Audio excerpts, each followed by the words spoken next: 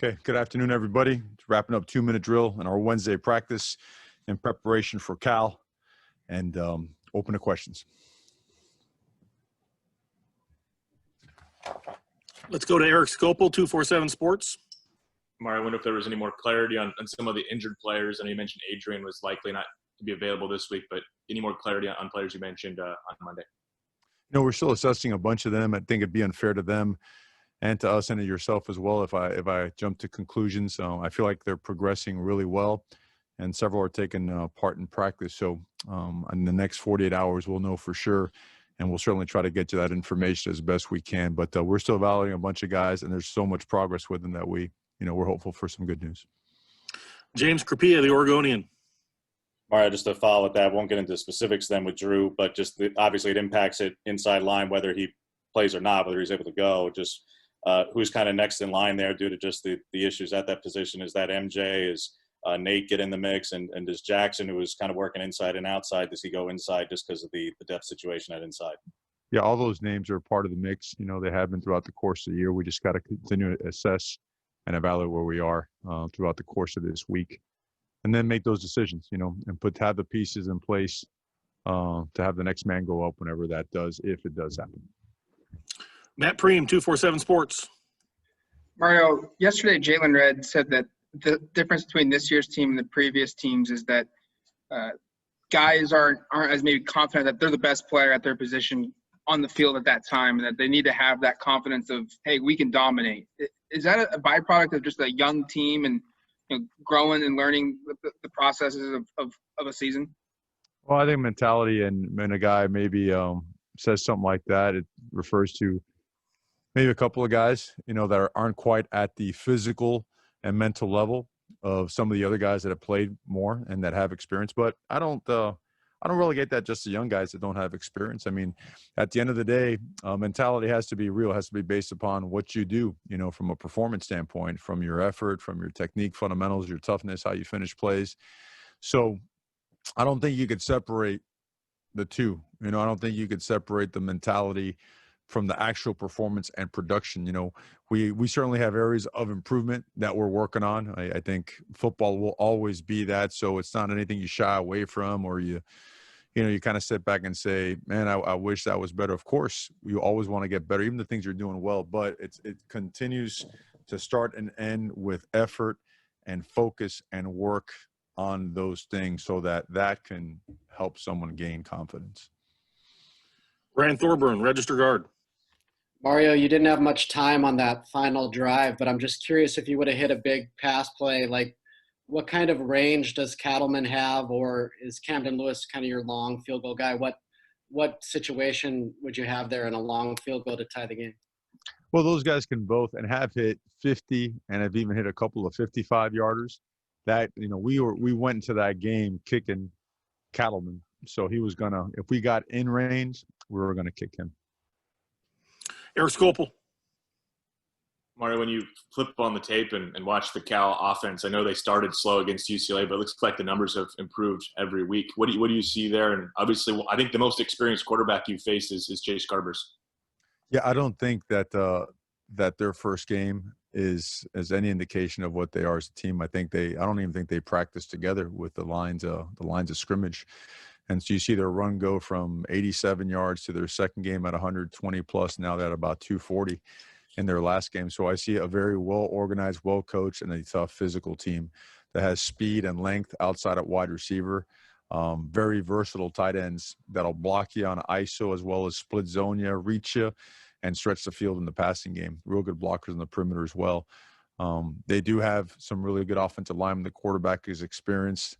And he's an accurate, tough guy that he does a great job with the offense. Again, he's accurate with the ball. He understands coverages really well, gets them in the right protections. Just their offense is really, especially this past game, they're rolling, and they have a lot of talented players. James Crapia. To follow on that, Mario, some of their other offensive personnel that either haven't faced as much or just in bigger roles, the lead receiver, 11, Crawford, and the running back, the freshman Moore, 28. What have you seen from them on offense? And then defensively, obviously the three stars, Dang, Good, and Bynum, 8, 19, 24. Just what have you seen from all those guys? explosive football players, really good play. They have really good talent. Certainly I think it was no secret that going into the season, there was a lot of attention surrounding their program, and as it warrants, because they've done a really good job recruiting, and they've done a really good job developing football players, and they're coached really well. So, we feel they're as good as any team that we have played, and certainly in some areas, some of the best players that we've played against as well. So, and I think our team is always going to approach every game that way, with a complete and utter respect for the opponent, understanding that all the teams that we play are going to have really good football players. Eric Scopel. Mario, this is a lot of these guys' first loss they're coming off of here. I wonder if you can go back and reflect on maybe your first tough loss in college and kind of what the days were after that and how that maybe motivated you and how you responded on the field the next week. Yeah, to me, losses, if they don't fuel you, you're not a competitor. If they don't provide the type of motivation, the ill feeling in your gut of going out there and getting better, not just talking it or feeling it into existence, but if it doesn't motivate you to go out there and perform better by what you invest in practice, and I honestly believe you're the wrong guy for this program. So, and I feel that our guys have had the right mindset in attacking and approaching this thing. It should hurt. It needs to hurt. And you need to also make sure that it's behind you, that you learn your lessons and you go forward and you attack the processes that go with betterment. Sulking and all that other stuff and carrying that stuff over your head, that doesn't exist. You have to have a form of amnesia as you approach the next opponent, and you got to get on it quick. And that's what we've done. Andrew Hobner, KZI. Mario, one of the things Jalen also kind of said yesterday was that, the quicker fall camp run-up changed or altered some of, the demeanor work, the culture work, the kind of swagger work. How is it different, when you're just focusing on games instead of, like you said, technique and fundamentals, but also building that culture, that swagger and moxie in guys? How is it different in season than it is in fall camp and preseason? Well, I think you just answered it. How is a 2-week fall camp differ from spring practice, winter conditioning, the summer training sessions, the incoming freshmen, your mindset program, a full fall camp with your guest speakers and it's vastly different. Now, that being said, it's the year of adapting and going forward. So those things have to be found in different forms. Those things have to be generated from within, because you can't have team meetings, and you can't have, when I say team meetings, I'm talking about indoors and your guest speakers and outsiders coming in. You can't have your mindset sessions but that's all right. You have to find it in other forms, in the way you practice, in the way you construct your messaging for the team, and the way you attack and approach your training session. So, but in terms of, are they different? Yes, they're different. James. What are your assessment on two special teams units, Mario? Kickoffs and how that's been going the last couple of weeks, and punts, because I realize it's only 2 punts, but in the second half there was a lot of hidden yards there on those 2 punts. Your evaluation of those two units? Not good enough. Ball placement is first and foremost the most important thing, because your coverage patterns are designed as to where that ball is going to be placed. We didn't get enough out of both the the kicking part or the punting part. And then if it doesn't go exactly like you want it, you got to get down there and you got to cover. You got to shed blocks. You got to avoid. You got to make sure that you're physical at the point of attack and knock people back and get the guy on the ground. So, and neither one of those were they good enough. So that's an area that we've been attacking and approaching, and it's got to be better. There's no it's cut and dry. Ryan. Mario, normally when you have corrections to make and improvements to make, for example, with your defense, you have 7, 8, 9 games to build that into a championship defense by the end of the season. How is the approach different when you're already down to your last 2 regular season games and you got to get better? Well, you just got to get better, brother. There's no detour that gets you there, right? You got to attack it dead on. You got to go straight into it, and just really assessing honestly and truthfully what you really need to do better that can make the whole overall thing better, right? And it always starts with technique, fundamentals. It spills over into mentality and toughness, and then relentless effort and finish, right? All those things got to come together.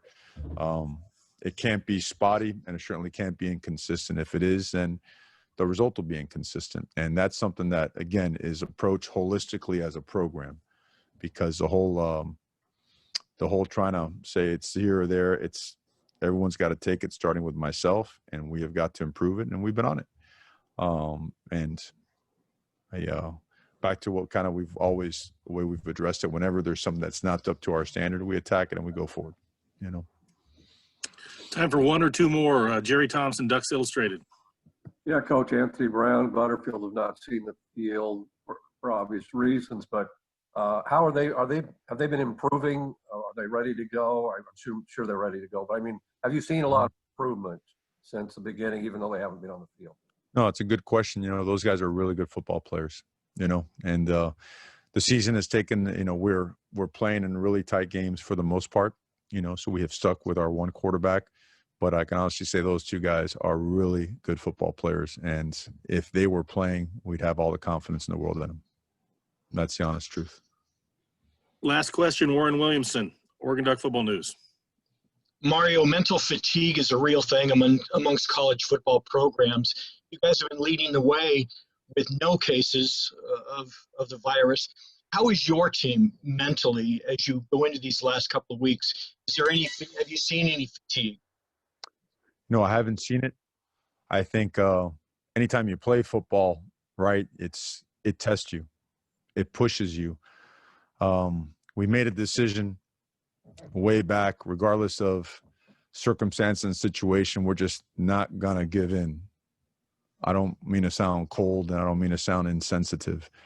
I just think we have a greater responsibility to these young men, that this is our opportunity to have our own class on the grass, right? Football is what it is. And with all the stuff going on in the world, the very worst thing we can do is allow for giving. Just to allow, because this is going on, it's okay not to do the very best we can to keep ourselves safe and to keep our protocol at the highest level. And that's not going to happen.